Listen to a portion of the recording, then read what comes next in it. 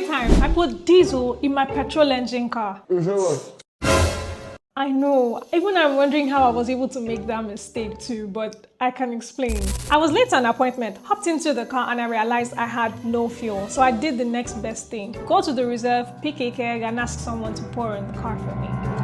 Then I did that, started the car and drove off until she started to misfire aggressively, cut power, coughed out a lot of smoke and shut down. Now she won't crank, my fuel line is blocked, my spark plugs are covered in diesel and my injectors are done. Would I say I was lucky to catch it early?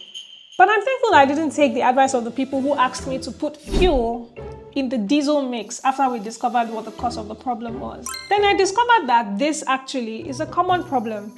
Okay, maybe not diesel, but water. You see, water can get in through condensation or even mixed with fuel, and most times the symptoms are similar to the one I experienced with diesel, only that your fuel lines are not clogged and your spark plugs are not covered in oil, so they're not igniting. However, this water can lead to corrosion and rust in things like the fuel pump, the injectors, and even the fuel tank of older cars that are made out of metal. Majorly, however, your fuel filter will be clogged and this can lead to engine damage. In order to prevent this, you can simply inspect the nozzle at the petrol station before they put petrol into your car.